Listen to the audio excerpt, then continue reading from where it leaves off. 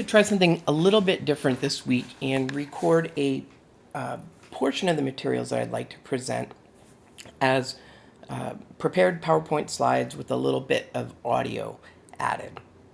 And that'll be to discuss briefly some aspects of technology that we will encounter in the field as rehabilitation counselors.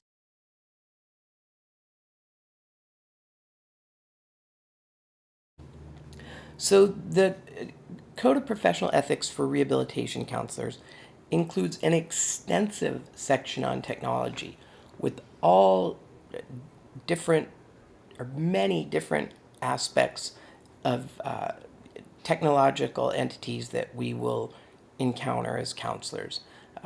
Things related to general use of technology, delivering counseling online, governing the relationship for rehabilitation counseling, teaching, but yet at the same time, the code contains nothing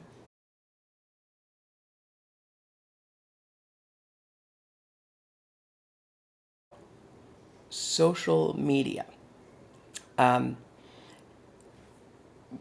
We might wonder why, because social media is such a significant force in the broad community that it certainly has an impact on rehabilitation counseling. Why is it not in the Code of Professional Ethics for Rehabilitation Counselors? I think the primary reason is probably that technology, and particularly the kind of upswing in social networking activity, that it occurs at such a rapid pace that a printed code of ethics is really unable to keep up. So the last Code of Professional Ethics was developed in 2009. Now, for many of us, Facebook and other similar sites were kind of part of the normal culture at that point. But when the code was beginning to be developed, it was just not something that was considered by the authors. And there really are some implications that I think are worth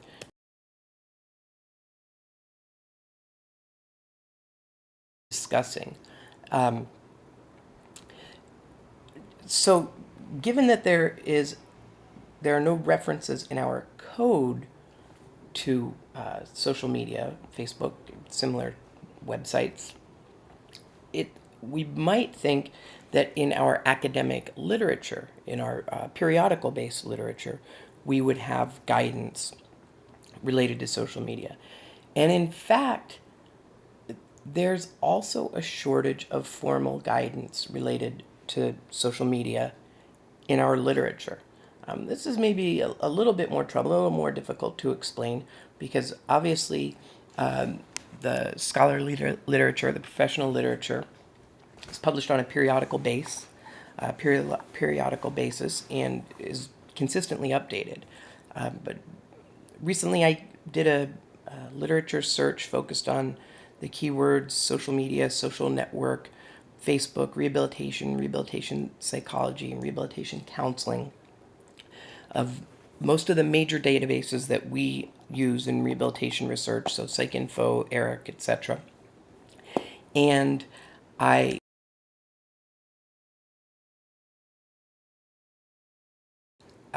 my search actually returned just one single article reporting on a small study of 61 rehabilitation counselors.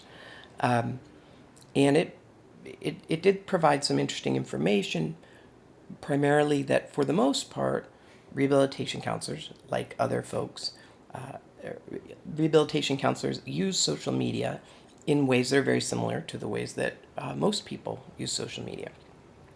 However, the study did indicate that a proportion of rehabilitation counselors did incorporate social media into their professional roles. So for example, 12% promoted themselves or their work on a social media site.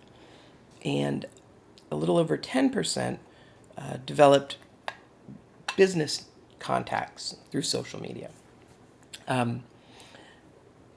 So there you have kind of a category that is certainly going to raise some interesting ethical questions, and very little guidance about how, very little formal guidance about how rehabilitation counselors should conduct themselves around those activities, or if they should be participating in those activities at all. Another aspect of social media that's interesting to consider is the idea that consumers and clients can utilize social media to garner information about consumers. For example, addresses, names of family members, other activities outside of your professional lives, our professional lives that we may have participated in. And of the rehabilitation counselors who use social media, about half thought that it'd be pretty easy for their consumers to access information about the counselors through their social media profiles. 26% thought it would be a little bit more difficult, but that the consumers could, in fact, access the information. And then the last quarter thought either it would be a little bit more difficult, or they were unaware of whether or not consumers would be able to access the information.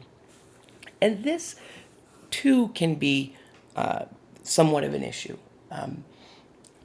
Because if we have a presence on social media and we share publicly aspects of our lives that we don't necessarily want carrying over into our professional life, into our professional lives, that's something worth thinking about.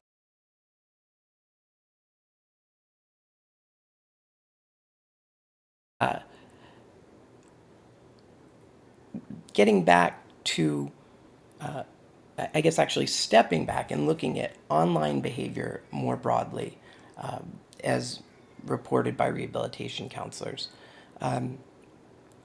Mostly appropriate activities were reported. Searching for info about a client's disability is certainly something that makes sense. Emailing a client is something we are all going to do from time to time.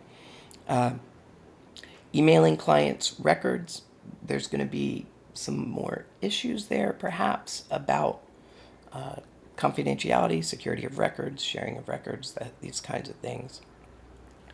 But then you'll see a few activities or incidences that are maybe a little bit outside of where we'd want to be ethically.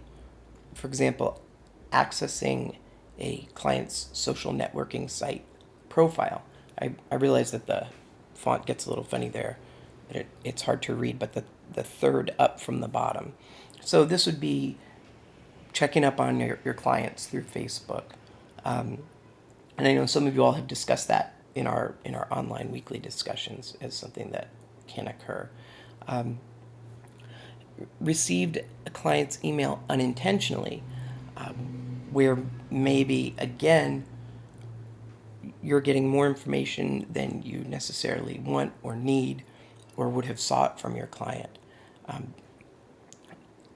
Maybe ending up accidentally or intentionally in the same chat room as a consumer.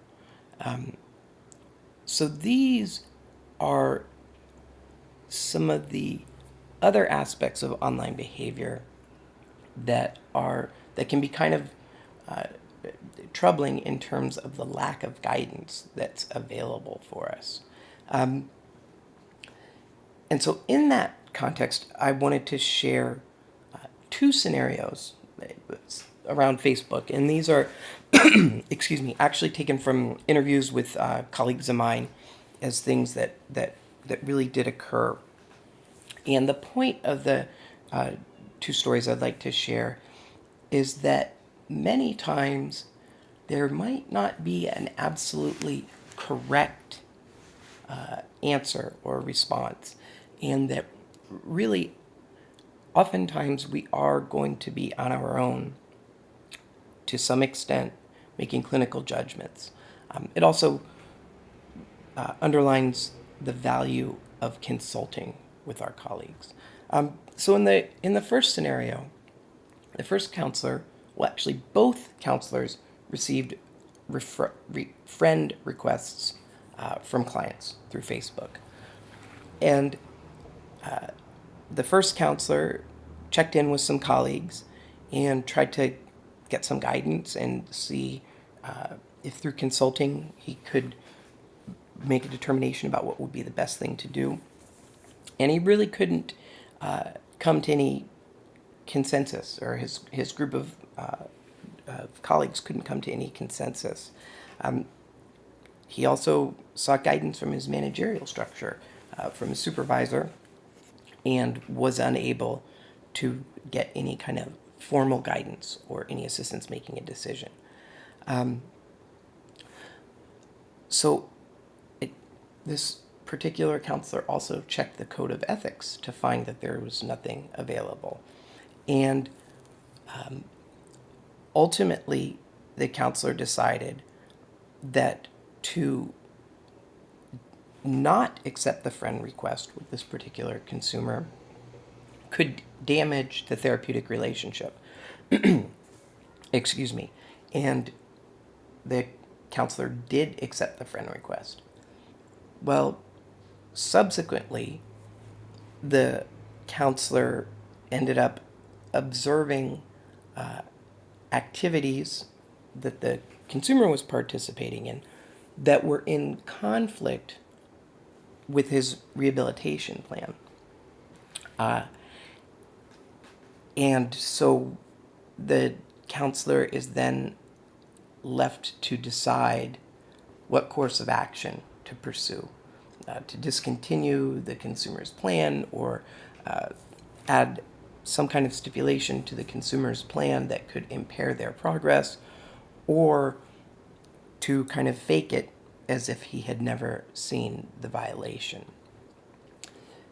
Now, the second scenario that I would like to share, as I mentioned, this consumer also received, or this counselor also received this second counselor received a request through Facebook and went through a similar process of trying to determine what the right thing to do was in terms of accepting the request or not accepting the request.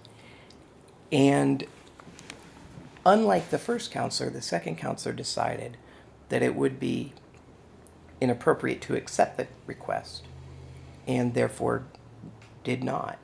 And in this case, the consumer did find that action to be hurtful. And there was some damage to the therapeutic relationship in terms of the consumer feeling rejected. And that friction actually impeded progress in the consumer's rehabilitation plan. So, the moral of the story, or the underlying message, is that in both cases, both counselors were well-intentioned and did their best to make an ethical and appropriate decision.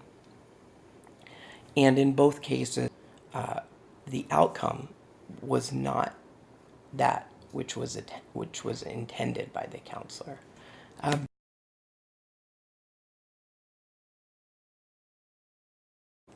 So there's one more thing that I'd like to share,